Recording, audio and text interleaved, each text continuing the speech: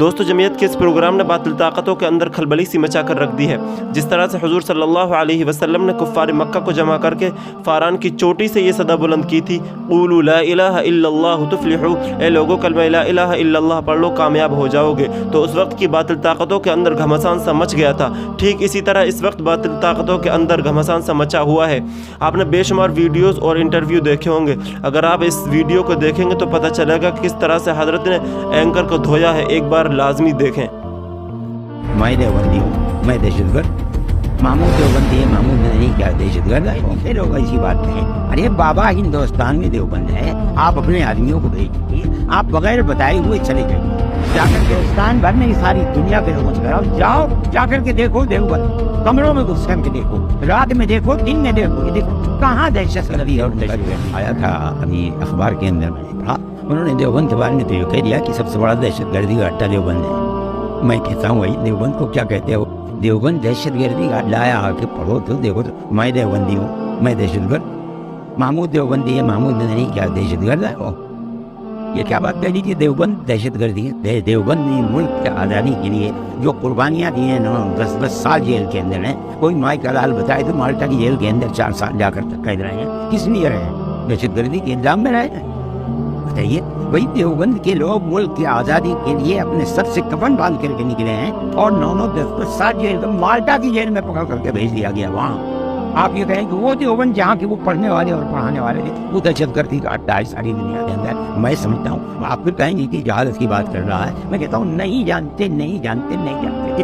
کتنی باتیں جو نکل کر کے پڑھتے ہیں، جو اخباروں وغیرہ میں چھپتی ہیں، اس سے یہ پتہ چلتا ہے کہ کئی جگہ، چاہے پاکستان میں، چاہے افغانستان میں، چاہے کہیں اور، بہت ساری ایسی لوگ اور تنظیمیں جو کہ اطیوادی ہیں یا دہشت گردی سے جڑی ہیں، وہ اپنی آئیڈیالوجی کو روٹ جو دیتی ہیں، جو روٹ دکھتا ہے وہ دیوبند میں نظر آتا ہے۔ میں یہ نہیں کہہ رہا ہوں کہ دیوبند میں، ہمارے یہاں دیوبند میں سہارنپور کے اندر آتنکواد کی شکشا دی جاتی ہے، نہیں، لیکن ایسے کئی لوگ جو پکڑے جاتے ہیں آئیڈیالوجیکلی، ان کے جو روٹس ہیں، جڑیں ہیں، وہ دیوبند میں پائی جاتی ہیں۔ یہ کیسے آپ کہتے ہیں کہ ان کی جڑیں دیوبند؟ بتائیے، لوگ پکڑے جاتے ہیں پھر وہ بتاتے ہیں کہ یہ کوئی چیز ہے جو وہ بتاتے ہیں؟ آپ تو دیکھیے کہ دیوبند سے کہاں سے جڑے ہوئے ہیں وہ دہشت گردی کرنے والے۔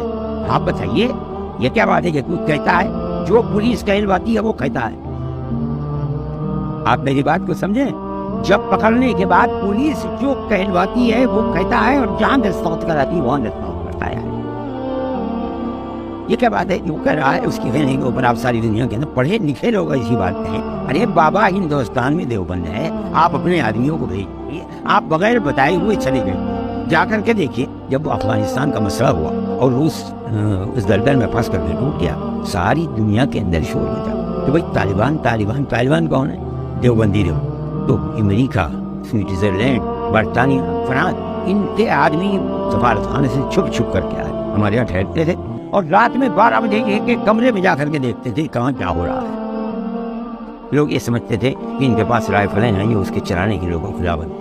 لوگ سمجھتے تھے کہ لاٹھی ڈنڈا، ارے بھائی لاٹھی ڈنڈا کیا، کتے کو مارنے کے لیے بھی ان کے پاس ڈنڈا نہیں ہے، وہاں ہوتا ہی نہیں ہے کچھ، علاوہ اس کے قرآن نے کیا کہا ہے، حدیث نے کیا کہا ہے، رسول اللہ نے کیا کہا، اس کے بعد کچھ ہوتا ہی نہیں۔ اور میں کہتا ہوں، آپ کے ٹیلی ویژن پر کہہ رہا ہوں، ہندوستان بھر میں ساری دنیا کے لوگوں سے کہہ رہا ہوں، جاؤ جا کر کے دیکھو دیوبند، کمروں میں گھس کر کے دیکھو، رات میں دیکھو، دن میں دیکھو، یہ دیکھو کہاں دہشت گردی اور دہشت گردی کی تعلیم ہے۔ مگر ایک پروپیگنڈا ہے، یہی ٹی وی چینل کہہ رہے ہیں، یہی بڑی بڑی انجمنوں کے اور جماعتوں کے صدر کہہ رہے ہیں، یہی سیکریٹری ہے، دہشت گردی کا اڈا ہے دہشت گردی۔ ارے بابا ریلوں کو آگ تمہارے لوگ لگائیں گے، تمہارے کالج اور یونیورسٹیوں کے لوگ، ریلوں کے جو بڑے بڑے اسٹیشن ہیں ان کو آگ لگا دیں۔ یہ بتاؤ کہ مولویوں نے کبھی کسی بس کو آگ لگائی ہو، کبھی نکل کر پھینکتے جاتی ہو؟